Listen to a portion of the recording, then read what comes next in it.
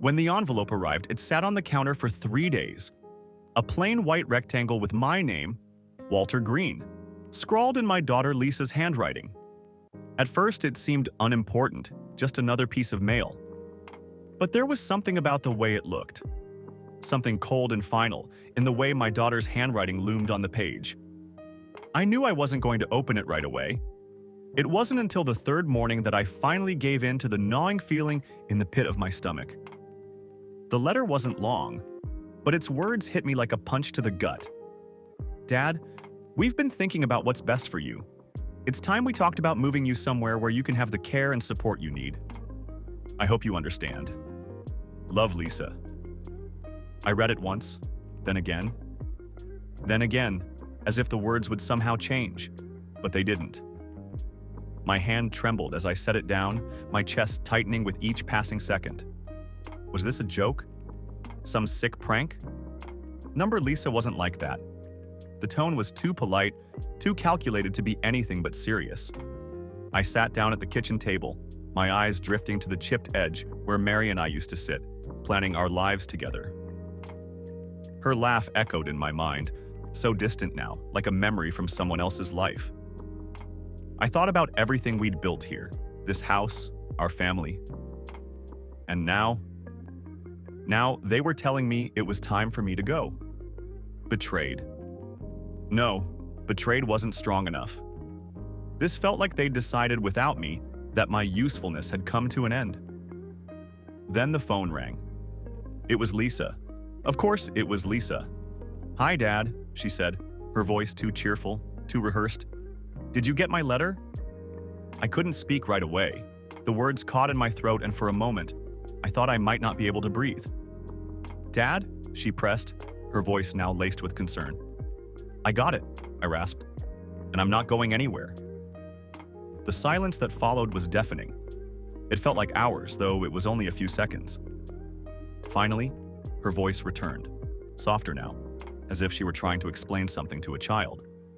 "Dad, it's not that we don't think you can take care of yourself, but..." "Then why the hell are you talking about moving me?" I cut in. "This is my house, my life. You don't get to make that decision for me." "Please, don't get upset," she said, too calm, too practiced. And that only made it worse. I didn't just feel upset. I felt hurt, betrayed, confused, and worst of all, abandoned. I hung up, no goodbye, just the sound of the dial tone ringing in my ear, a tone that somehow seemed louder than it had ever been before. I spent that night in turmoil. My mind raced. Why now?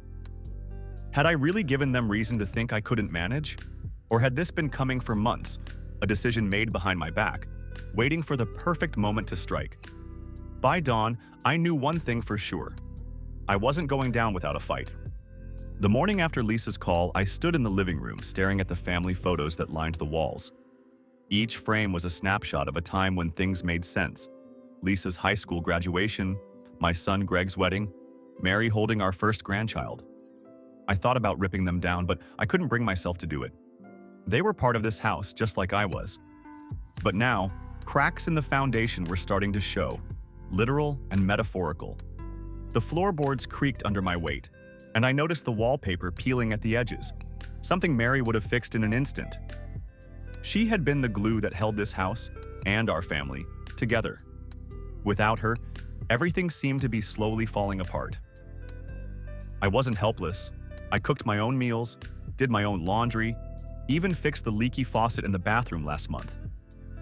Sure, I moved slower than I used to, but that was age, not incompetence. The idea that my children saw me as some fragile old man was infuriating. Determined to prove them wrong, I spent the day cleaning the house from top to bottom. I scrubbed the kitchen counters until they gleamed, vacuumed every corner of the living room, and even climbed the stepladder to change a burnout light bulb. By the time I was done, my back ached, and my knees felt like they might give out, but the house looked immaculate. Let them see this, I muttered to myself. Let them try and tell me I can't take care of myself. That evening, Greg called. "Hey, Dad," he said, his tone cautious. "Lisa told me about the letter." "Of course she did," I snapped. "She's just worried about you," he said, trying to sound reasonable. We both are. Worried about what? That I might enjoy my own damn life in my own damn house? Greg sighed. It's not about that. It's about making sure you're safe. Safe, I repeated, the word bitter on my tongue. Safe from what? From living? From being a burden to you and Lisa? Nobody thinks you're a burden, he said quickly. We're just thinking ahead. You're not as young as you used to be, Dad. What if something happens and no one's there to help? The words hit harder than I expected. I wanted to argue, to tell him he was wrong, but a small voice in the back of my mind whispered, "What if he's right?" "Nothing's going to happen," I said, forcing strength into my voice. "And even if it does, I'll deal with it. This is my home, Greg. I'm not leaving it." The conversation ended the same way as the one with Lisa, cold, unfinished. I knew they meant well, but their concern felt more like control. The next day, I decided to get to the bottom of it. If they thought I couldn't manage, I'd prove them wrong. And if someone was feeding them this nonsense, if a doctor, a neighbor, or anyone else was filling their heads with the idea that I was unfit to live on my own, I'd find out who. I started with my doctor, Dr. Mitchell, a man I'd seen for the last 20 years. His office smelled of antiseptic and paper, and the receptionist greeted me with the usual forced cheerfulness. "What brings you in today, Mr. Green?" Dr. Mitchell asked, looking up from his clipboard. "You tell me," I said sharply. "Have you been talking to my kids about me?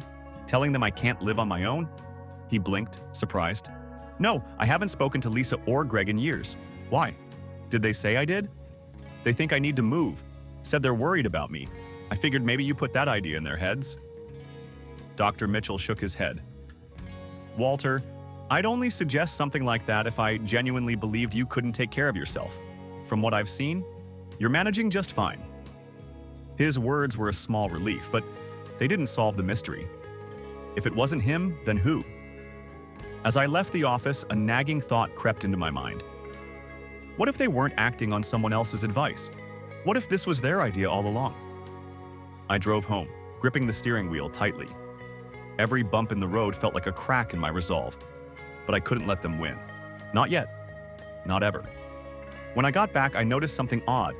The mailbox flag was up, even though I hadn't sent any mail. I opened it to find another letter, this one anonymous. It read, "You can't trust everyone around you. Be careful who you let in."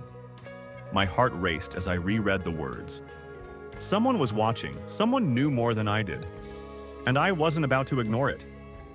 The anonymous letter haunted me. I couldn't tell if it was a warning or a threat, but it felt like gasoline poured onto the smoldering fire of my doubts.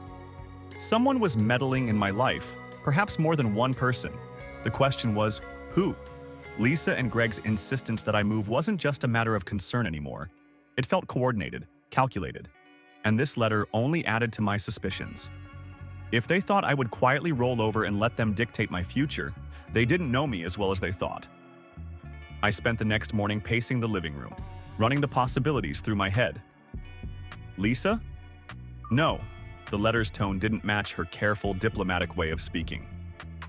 Greg? Unlikely? He wasn't subtle enough to pull something like this off. Was it a neighbor? Someone watching from the sidelines, feeding my children lies? My mind felt like a tangled mess of threads, each one pulling me in a different direction. Finally, I made a decision. I needed answers, and if no one was going to give them to me willingly, I'd dig them up myself. I pulled out the phone book, a relic of a bygone era, much like me, and scanned the pages for private investigators. I circled a name. Henry Hank Davis. The ad promised discretion, results, and experience. It would have to do. When I stepped into Hank's office later that day, I was greeted by a smell of stale coffee and old paper. Hank himself was a wiry man in his 50s with a thin mustache and tired eyes. He looked up from his desk, where a half-eaten sandwich sat precariously close to a stack of folders. "Walter Green," I said, extending a hand. He shook it, his grip firm but not overpowering.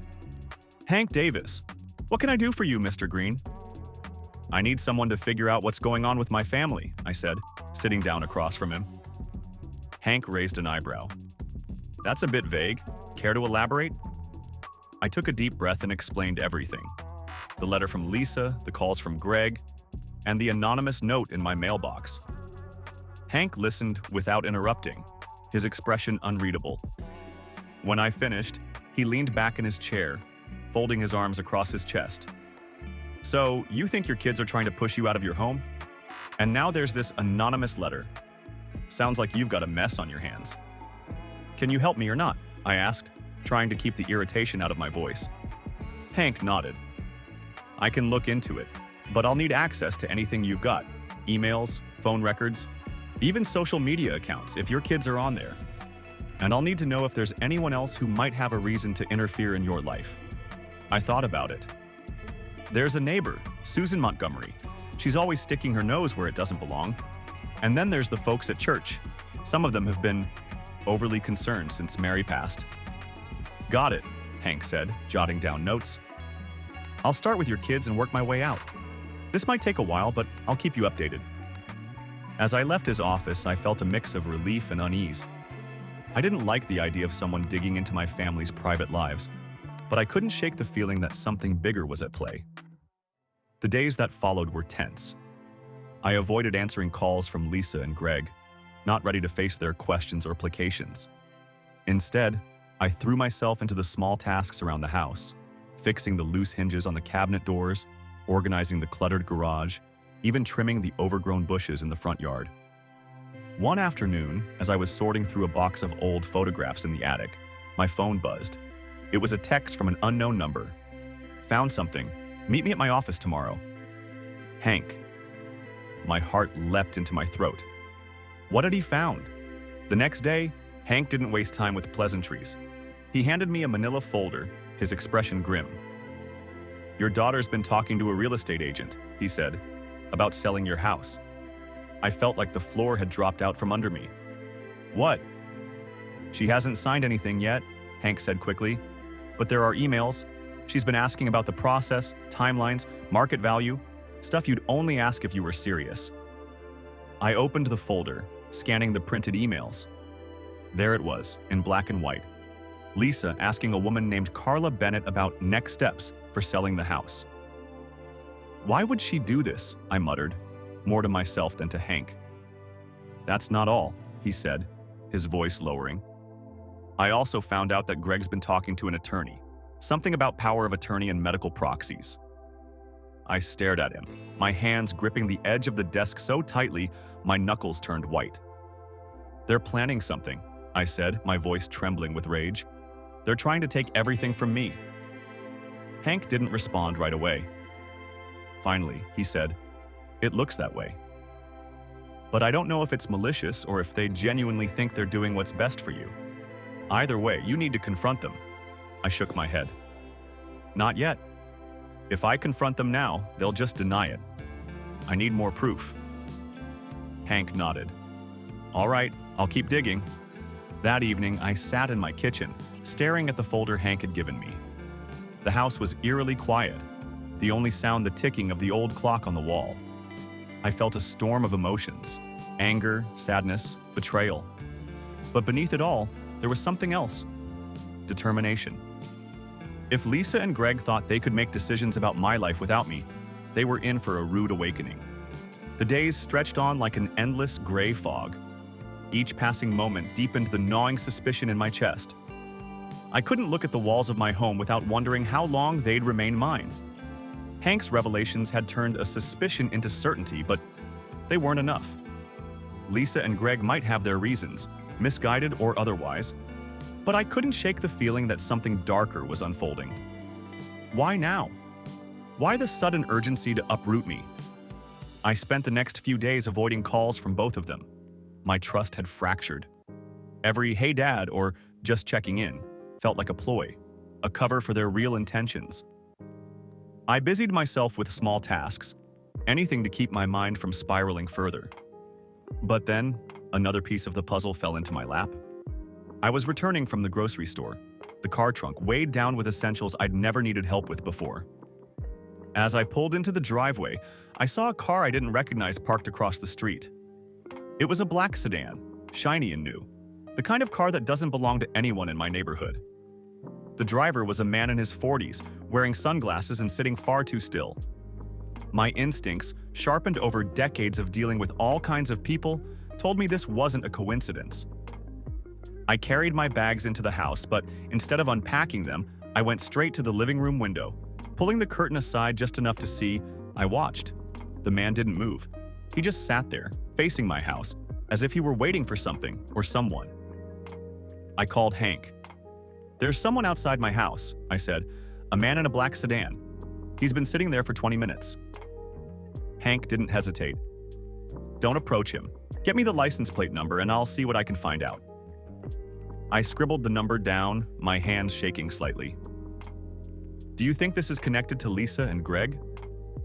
"Maybe," Hank said, his voice calm but firm. "Or maybe it's something else entirely. Either way, I'll let you know as soon as I find anything."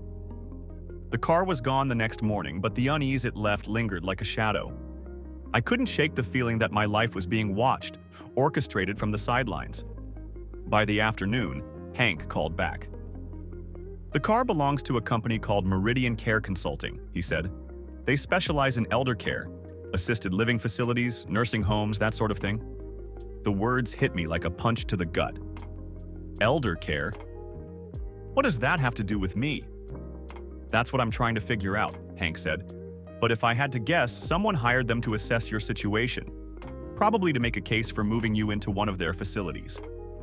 "Lisa," I muttered, the name sour in my mouth. "It has to be her." "Could be," Hank said, "but don't jump to conclusions. I'll dig deeper." That evening, I couldn't sit still. Every corner of the house seemed to mock me. Mary's favorite chair in the living room, the scuffed kitchen table where we'd eaten countless meals, even the faint squeak of the floorboards under my feet.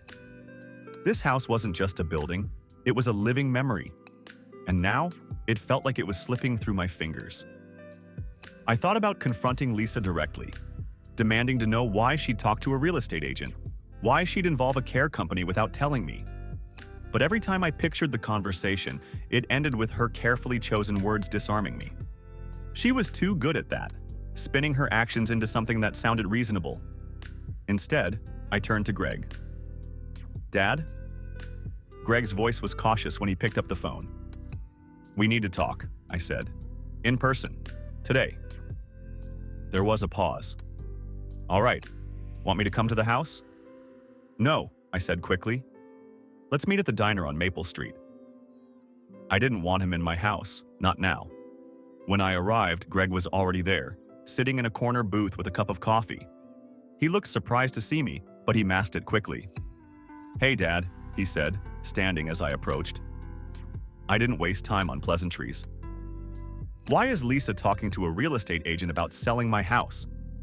Greg blinked, clearly caught off guard. "What are you talking about?"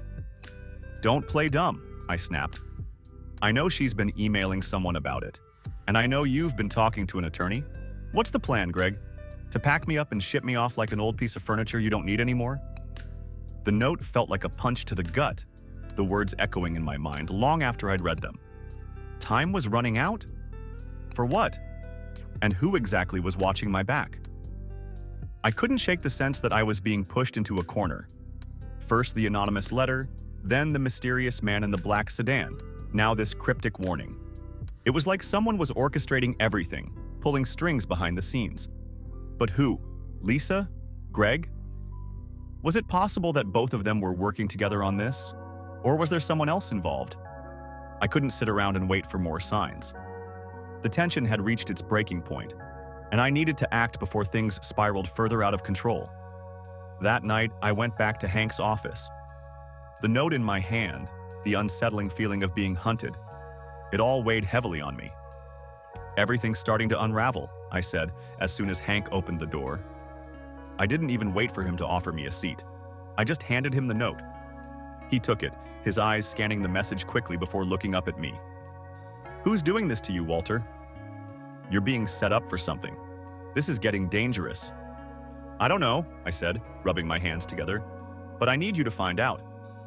Hank looked at the note again, frowning.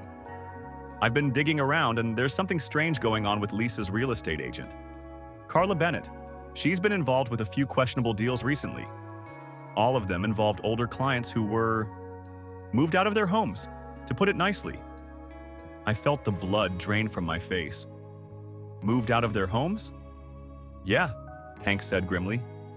In all the cases, the houses were sold under questionable circumstances, usually at lower market values. The elderly clients were either placed in facilities they didn't want to be in or had their assets taken over by family members. I felt a sharp pang of dread. You're telling me Lisa's involved in something like that? I'm saying she's tied to it, but I don't have all the details yet. Get them, I said through clenched teeth. Whatever it takes. The next morning, Hank called me with an update. His voice was serious, tinged with a worry that I didn't like. I've got something. You're right to be worried, Walter, he said, his tone tight. Lisa is involved in something much bigger than you think. Carla Bennett isn't just a real estate agent. She's working with a group that specializes in exploiting vulnerable elderly clients. They don't just buy houses. They force the sale, move people into low-quality facilities, and then sell their assets. It's a whole network. I felt the room spin around me. And you think Lisa's part of it? It's more than that. She's been meeting with them. Carla's been advising her on how to handle the sale of your house. And there's more. There's a medical professional involved too.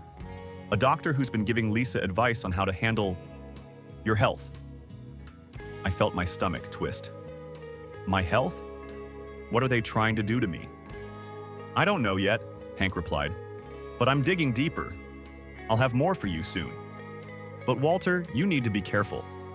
This isn't just about the house. It's about control, over you, over everything. I closed my eyes, trying to steady my breath. This was no longer just about a house or moving out. This was a full-scale attack on my autonomy, my life, everything I had worked for, and the worst part? My own family was at the heart of it. I couldn't sit by any longer. I couldn't let them play this game while I was stuck in the dark. That afternoon, I visited the house of Susan Montgomery, the neighbor I had long suspected of knowing more than she let on. She lived just a few doors down, and we'd never been particularly close, but she had a way of showing up at the most inconvenient times. When I knocked on her door, she answered quickly, a forced smile on her face. Walter, what a surprise. Come in. I stepped inside, my eyes scanning the living room. Everything looked the same, but something about it felt off. The air was too still, like a secret was hovering just beneath the surface. I didn't waste time on pleasantries. Susan, I know you've been watching me. I know you've been talking to Lisa and Greg. What's going on? Why is this happening to me? Her expression faltered for a moment before she regained her composure. Walter, What are you talking about? Cut the act, I snapped. I know you're involved. I know you're a part of whatever this is. You've been asking questions, watching me. What do you know about my family's plans? Susan stepped back, her face paling. Walter, I don't know what you mean. I haven't been… Don't lie to me, I growled. I know you're working with them. I know you've been feeding them information. Her eyes darted nervously around the room before she sighed, her shoulders slumping. I didn't want it to go this far. I never meant for you to find out. I took a step closer. Find out what? She hesitated, her voice barely above a whisper. There's a group, Walter.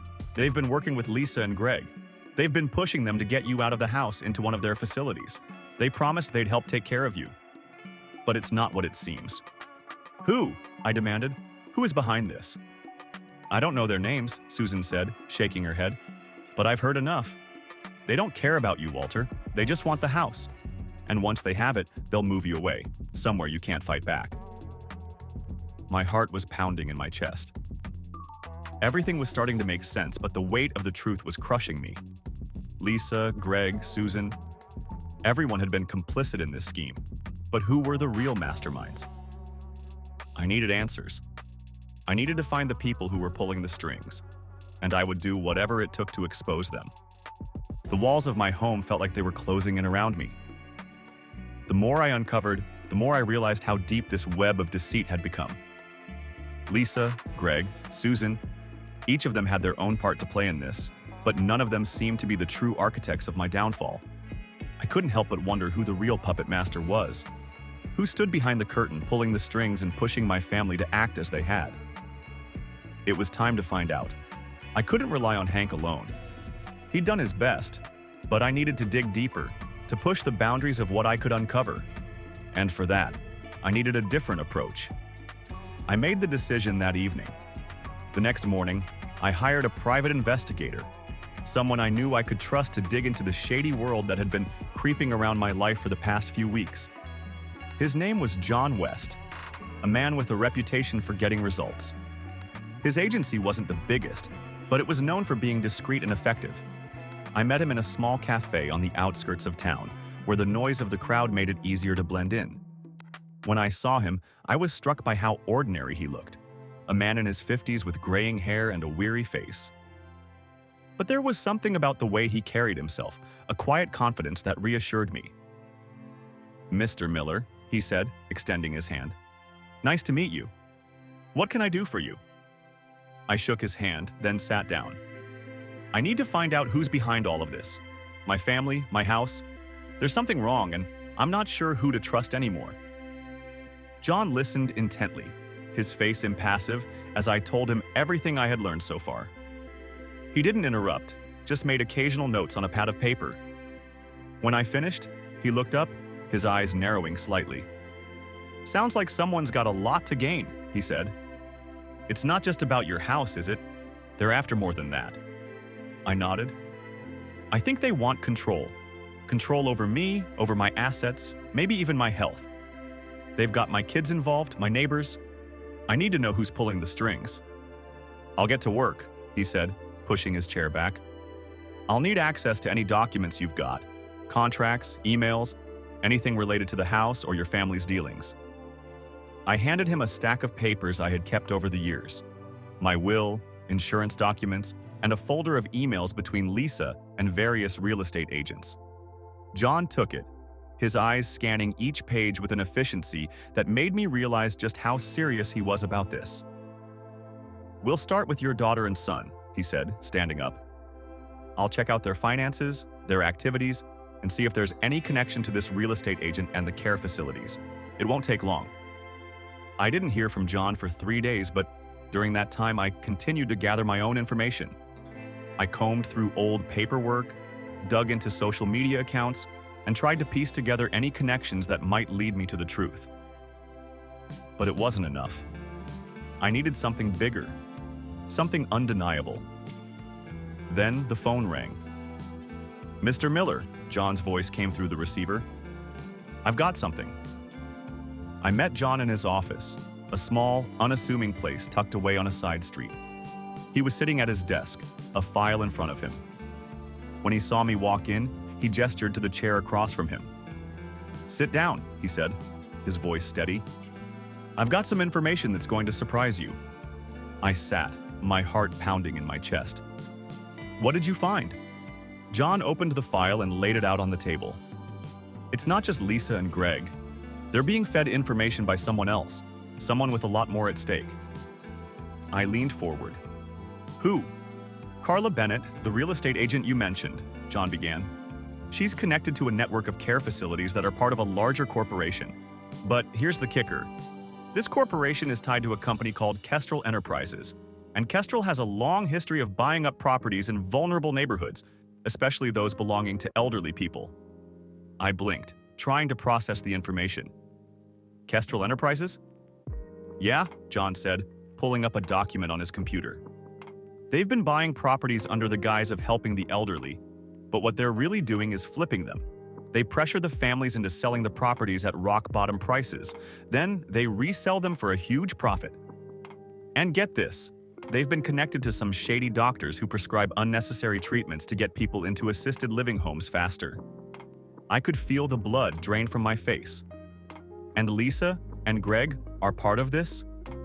"Not directly," John said, "but they've been manipulated by people who stand to gain from your situation.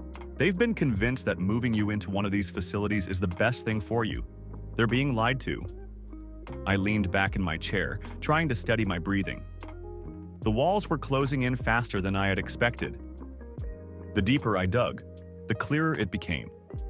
This wasn't just about a real estate deal or the house I had lived in for the better part of my life. It wasn't even just about my family's betrayal. This was a much larger scheme, a carefully orchestrated plan to break me down, to isolate me, to steal everything I had left. Kestrel Enterprises was everywhere, hiding behind a veil of assistance for the elderly, making it appear as though they were helping people like me. But underneath, they were nothing more than vultures, waiting for their prey to grow weak enough to be picked apart. I sat at my desk, the papers scattered before me like a map of betrayal. The names in the documents, Lisa, Greg, Carla Bennett, even Susan Montgomery, all had connections to Kestrel. But none of them seemed to know the full extent of what they were involved in. I didn't know if I was more furious or heartbroken. Lisa and Greg were my children. I had raised them, loved them, and given them everything I could. How had they gotten wrapped up in something so monstrous? And yet, despite everything, there was still a part of me that refused to believe they were completely in on it. I had to hold on to that sliver of hope, because without it, the world felt like it would collapse entirely. I met with John again the following week, after a few more days of digging. He had been following the leads, trying to trace Kestrel's shadowy connections and find out who was behind it all. "I've got a name," John said when I sat down across from him. He looked grim, as if the weight of the information was starting to take a toll on him too. "A man named Leonard Hawk. He's the CEO of Kestrel Enterprises." I frowned. "Hawk? I've never heard of him." "That's the point," John replied. "Hawk is a ghost. He's very careful about keeping his profile low. But I've found some records linking him to a number of financial transactions that seem to go through shell companies. He's making millions off of these deals, and your house is just one of many." My mind raced. How do we get to him? How do we stop this? John leaned back, his fingers drumming on the table. "We need to expose him, but it's not going to be easy. Hawk's got connections everywhere, politicians, doctors, even law enforcement. He's protected by a web of influence that goes all the way to the top." I clenched my fists. I don't care how high up he is. He's not taking my home. "I'm with you," John said. "But we have to be strategic. We can't just go in blind. We need to build a case against him, one piece at a time. If we push too hard, too fast, we'll tip him off and he'll disappear." I left the meeting with more questions than answers. Hawk was the key, but getting to him would be like trying to catch a shadow. The more I thought about it, the more I realized just how tangled everything had become. But there was something else. Something gnawing at me. It was the way that Lisa and Greg had been acting, their behavior becoming more distant and colder as time went on. They had been manipulated, yes. But how far did that manipulation go? I knew my children. They weren't inherently bad people, but something had changed. They weren't the same people I had raised. The guilt hit me like a freight train. Had I failed them somehow?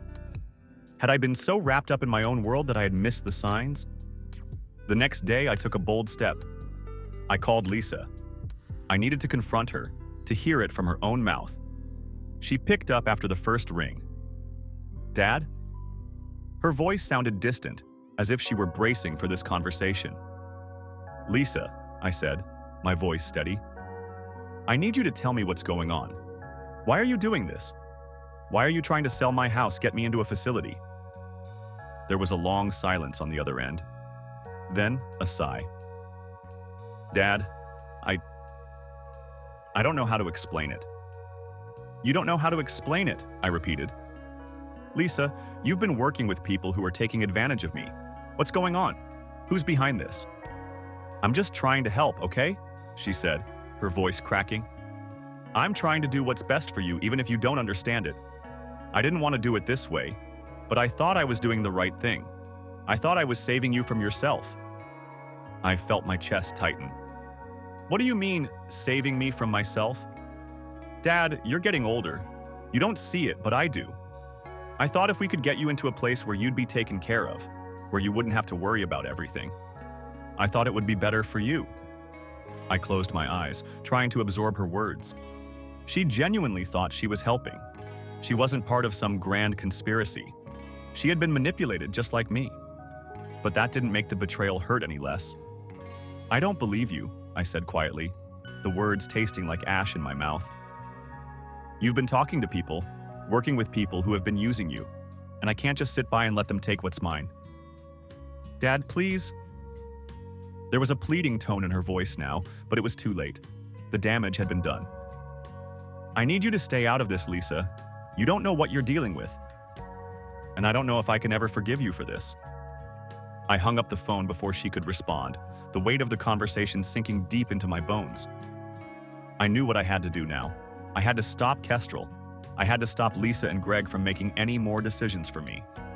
And to do that, I needed to go directly after Leonard Hawk. After the conversation with Lisa, I felt a quiet rage simmering beneath my skin. It wasn't just the betrayal, it was the sheer audacity of it all. My daughter, the woman I had loved and trusted, was so wrapped up in this mess that she didn't even see the damage she was causing. I thought about what John had told me. Leonard Hawk, the mastermind behind Kestrel Enterprises, was the key. It wasn't just about stopping the sale of my house. It was about stopping a man who had built an empire on the backs of vulnerable people like me. But as I sat there, looking out the window at the neighborhood I had watched change over the years, I knew one thing for certain. I couldn't take this lying down. I had been passive for too long. John's research had been paying off. Hawk had no shortage of secrets, and the deeper John dug, the more connections he uncovered. There were shell companies, false identities, and a web of transactions that pointed directly to Hawk's criminal empire. But the man was still elusive. Every time we thought we had a lead, it would slip through our fingers like water. He was a ghost, always one step ahead. I needed to put pressure on him, direct pressure. That's when the idea hit me. I called John the next morning. I need you to track down Hawk's schedule. I need to know where he's going to be, what meetings he has. If we can get him in a room alone, I can get the answers we need. It was a risky move. Hawk wasn't some local business owner. He was a powerful, well-connected man with resources that could make him nearly untouchable. But at that point, I didn't care. I had lost too much. I was willing to risk everything to make sure Hawk couldn't steal my future. I'll see what I can do, John said. But be careful. This man isn't someone you can just confront. He's dangerous. I didn't respond right away. Instead, I stared out the window again, letting the weight of the situation sink in. I wasn't a young man anymore, but I had lived enough to know that there were battles worth fighting, even if the odds were stacked against you. This was one of those battles. Over the next few days, John managed to track down Hawk's movements. He had a meeting scheduled at a small, upscale hotel in the city. A private gathering, likely to discuss the next phase of Kestrel's operations. I couldn't miss this opportunity. I arrived at the hotel under the guise of a businessman. I had spent the last few days changing my appearance, making sure I wasn't recognizable. I wasn't a fool. I knew that if Hawk saw me coming, he'd have no problem using his influence to have me removed. I approached the building with my heart racing, the cool wind biting at my face as I walked through the revolving doors. Inside, the lobby was quiet, sleek, and modern, but there was a sense of warmth to it that almost made me feel comfortable. Almost. I checked in with the front desk, pretending to be a guest attending a conference. The receptionist gave me a polite smile and handed me a key card to a room on the second floor. This was it. The plan was simple. Get to the meeting room, gather whatever information I could, and confront Hawk. But the closer I got to the meeting, the more the gravity of what I was about to do hit me. This man had orchestrated my family's betrayal. He had used Lisa and Greg as pawns in a larger game, convincing them to turn on me for profit. He was a cancer in my life, and I was about to go face to face with him. I followed the directions John had given me. I moved quickly but carefully, checking the hallway for any sign of Hawk or his associates. The hotel was quiet, but the feeling of tension was palpable. As I rounded the corner, I saw a man in a suit standing near a door. I froze. This was it. This was Hawk's meeting. I glanced around, trying to blend into the shadows. The man in the suit was on the phone, his back turned toward me, and I took my chance. I slipped past him, my heart thundering in my chest. I didn't make it very far. Before I could reach the door, the man turned around. "Hey, you!" he shouted. I froze. My mind raced, but it was too late. He had already spotted me. "Who the hell are you?" he demanded, taking a step forward. I stood still, weighing my options. I could try to make a run for it, but I wasn't sure how many more of Hawk's men were in the building. The safer option was to talk my way out of this. "I'm just a guest," I said, forcing a calmness I didn't feel. "I must have gotten lost." The man eyed me suspiciously, but then his phone buzzed. He glanced down at it, then back at me.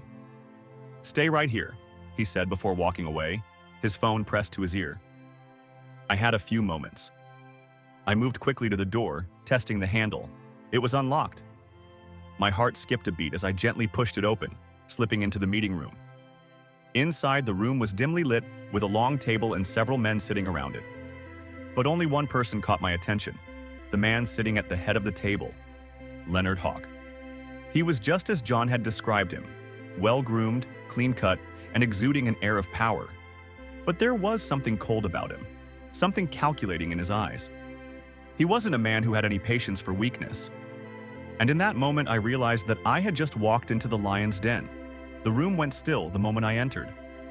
Leonard Hawk's sharp eyes lifted from the stack of papers in front of him, his gaze sweeping across the room. For a split second, I was sure he recognized me. But then he leaned back in his chair and smiled coldly, as if he knew exactly who I was, but had no intention of acknowledging it. "Well, well," he said, his voice smooth, almost rehearsed.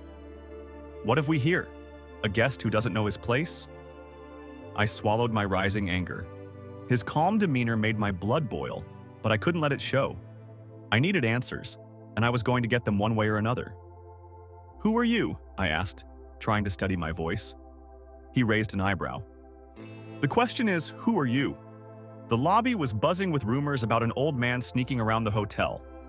I thought it was just a misunderstanding, but I see now it's much more personal. I didn't respond. There was no need. Instead, I took a step forward. Hawk's eyes narrowed slightly, and for the first time, I saw a flicker of tension. "You're here for something," he said, his voice more cautious now. "And I'm curious. What exactly are you hoping to find?" I didn't hesitate. "The truth." Hawk chuckled darkly, like the words I had just spoken were a joke. "The truth, you say?"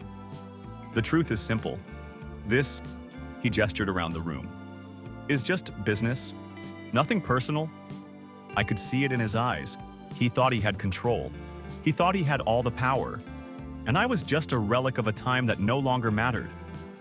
But there was something in his voice, something off, that made me wonder if he wasn't as confident as he seemed. "You've ruined my life," I said, my voice low, controlled. "You've manipulated my family into turning against me. You think this is just business, but it's not. You're stealing my future, and I'll make sure the world knows what kind of man you really are." For a moment, Hawk didn't speak. He studied me, as though considering whether to dismiss me or engage. Then, a slow smile spread across his face, and I knew he was toying with me. "Is that so?" he said, his voice laced with amusement. "You think you can take me down? An old man who spent his life collecting pennies and trying to make a living off of people like me?" I stiffened, my anger rising again. But I couldn't let him get under my skin, not now. "I don't need to take you down alone," I said. "You've made enemies, people who see through your carefully crafted mask." Hawk's expression faltered for just a second. "You're wasting your time," he said with a scoff. "But I'll give you this, you're persistent. I respect that. You remind me of a younger version of myself." The words stung, but I wasn't going to show him any weakness. "You'll never get away with this," I muttered, turning to leave. Hawk's laugh stopped me in my tracks. "Oh, I already have." He leaned forward, his tone shifting to something darker. "You see, everything that happens now happens because I want it to. You're too old, too weak to stop it. Your family is already in my pocket. The house is gone, and you're nothing but a footnote in my rise to power." I turned back, fury building inside me. "You're wrong." Hawk's smile deepened. "Am I?" I didn't wait for him to say anything more. I walked out of the room, my mind spinning with the realization that this was just the beginning. Hawk wasn't afraid of me, but I had a feeling he underestimated how far I was willing to go. John and I met later that evening, and I could tell he had been keeping his distance, waiting for me to get the information I needed. "Did you get him?" he asked, the tension in his voice betraying his calm demeanor. I shook my head. He's more dangerous than I thought. I didn't get much, but I know one thing for sure. This man is untouchable unless we dig deeper. He's got power. People in places that go beyond money. John listened carefully, taking notes. I had a feeling about that. We need to be smarter than him, use his own game against him. We can't just go in blind. We need a strategy. I nodded. We'll get him. I don't care how long it takes. I'll make sure he pays for everything he's done. The next few days were a blur. I kept gathering information, speaking to more people, trying to piece together the puzzle that was Leonard Hawk.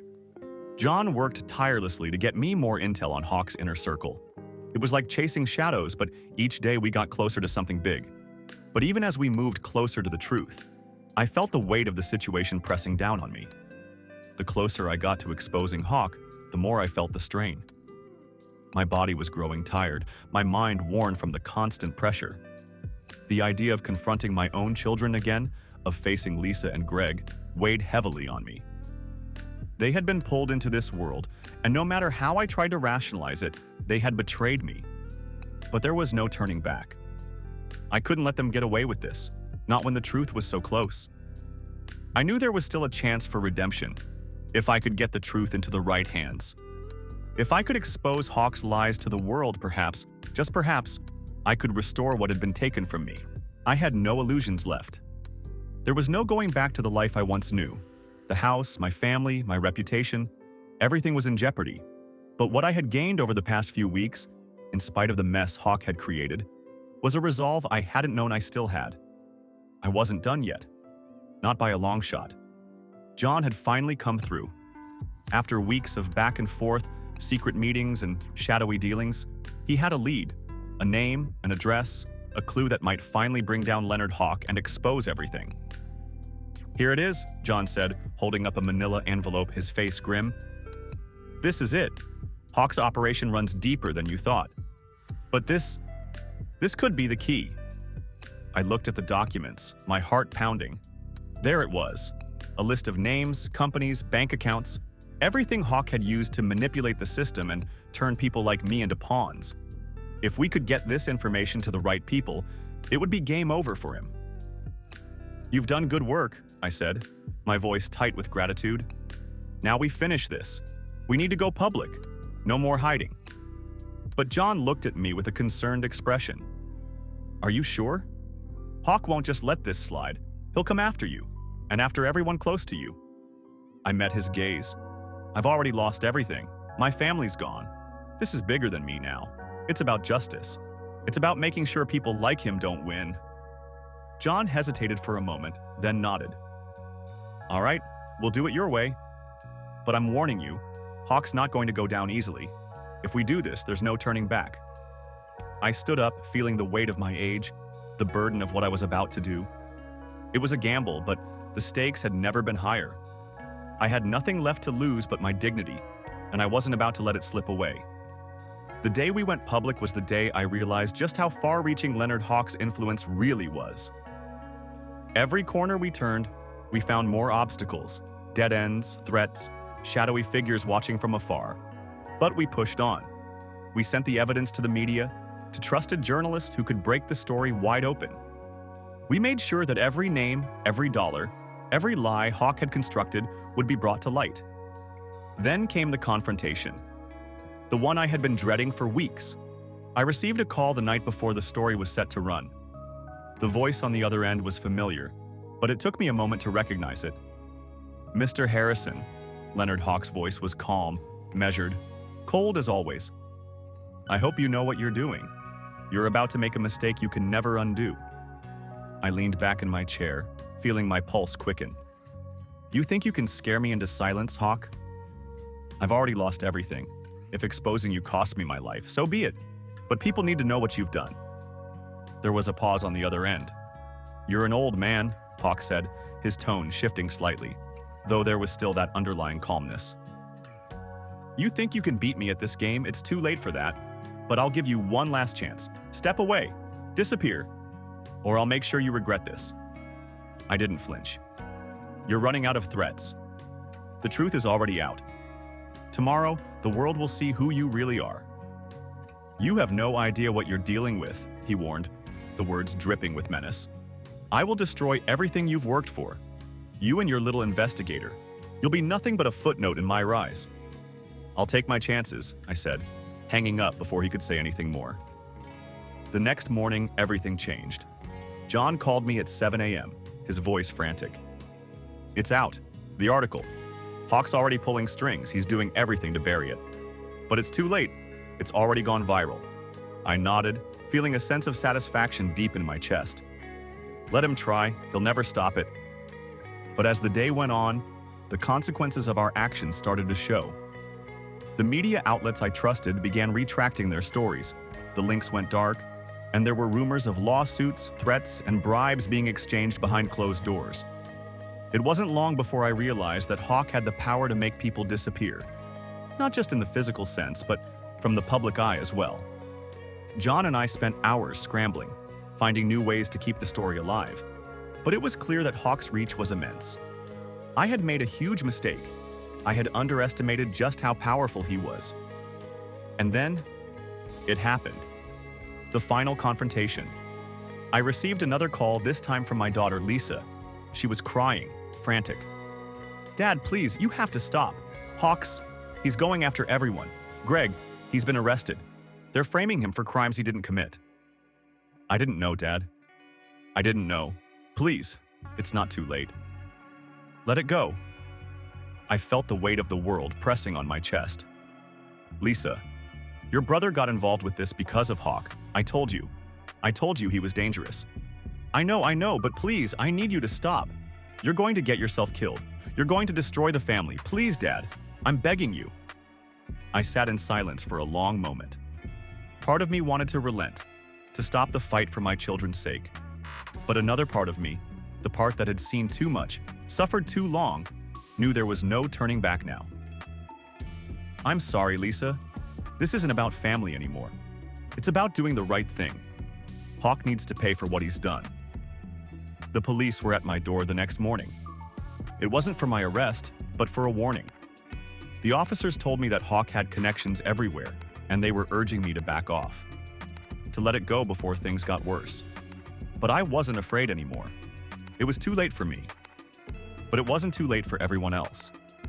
And as I stood there, looking out at the city that had been my home for so many years, I finally realized the truth.